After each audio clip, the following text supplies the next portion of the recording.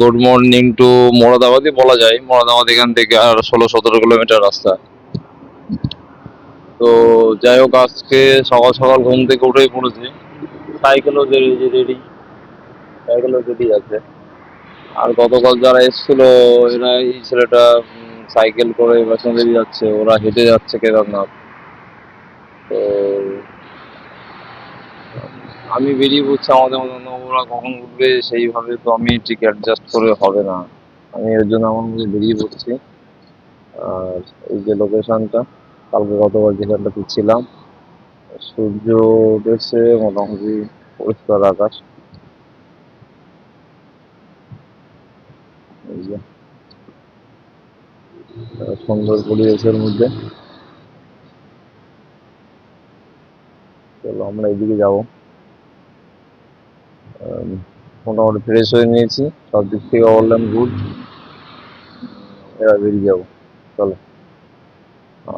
রাস্তায় আপডেট দিচ্ছি, এরা যেহেতু ঘুমাচ্ছে এই জায়গায় ডাকাডাকি করবো না, ঠিক আছে? চলো, ওকে। এই যে প্রথম দেখা গেল এয়ার ইন্ডিয়া রেস্টুরেন্ট, ঠিক আছে? এগুলো অনেক বিমান যেগুলো বাতিল হয়ে যায় সেগুলোকে এরা রেস্টুরেন্ট হিসাবে ব্যবহার করে। তো এই প্রথম চোখে বললো, এরপর এখনো অনেক দেখা যাবে। মুরসাল মানে হরিয়ানার উপরে এখন প্রচুর আছে। চলো, হাওয়াই আড্ডা রেস্টুরেন্ট, চলো। দেখা বললো, তাই তোমাকে দেখালাম।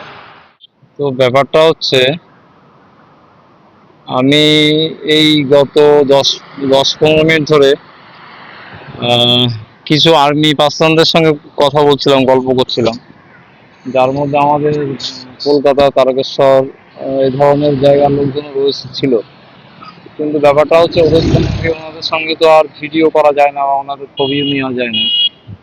তো ভিডিও বা ছবি আমি কোনোটাই নিইনি।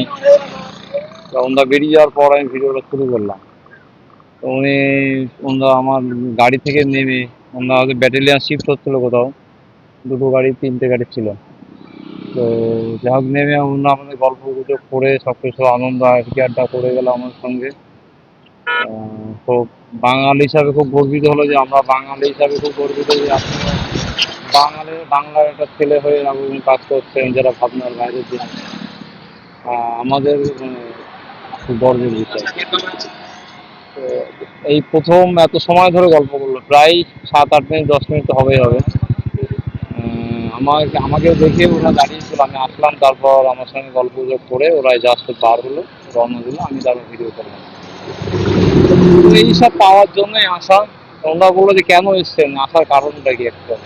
বললাম যে এই সেফ লেটার সেফ যায়, জয় জওয়ান জয় কিষান। আপনারাও তো ঘর ছেড়ে বাইরেই রয়েছেন আমাদের ডিউটি, আমাদের সেবা দেওয়ার জন্য। আপনারাও যদি আমার মতো ভেবে সবাই বাড়ি চলে যায়, তাহলে তো ব্যাপারটা হবে না, না? তখন বলে হ্যাঁ, কথাটা খুব সত্যি কথা। তো ঠিক আছে, অভিজ্ঞতা খুব ভালো। চলো দেখি আগামী সামনে কি অপেক্ষা করে আছে। চলো, টাটা।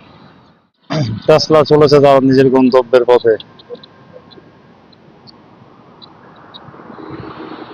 আজকে আমার নাইট স্টে সেই আমার চিরবন্ধু ইন্ডিয়ান অয়েল। এখানে নাইট স্টে পেয়েছি। ম্যানেজার যে আছে, যে স্টাফ দাদা আছে, আমার সব রকম হেল্প করেছে, এবং আমার থাকবার জন্য জায়গা, ওই আমার সাইকেল, আর আমাকে স্নান করবার জন্য পিছনে মোটর চালিয়ে দিয়েছে। এখানে আমি রান্না বসিয়েছি, এই যে ভাত হচ্ছে, ডাল সিদ্ধ হচ্ছে, আলু সিদ্ধ হচ্ছে, আম রয়েছে আমার সাথে, আম দিয়ে খেয়ে নেবো, অসুবিধা নেই। আর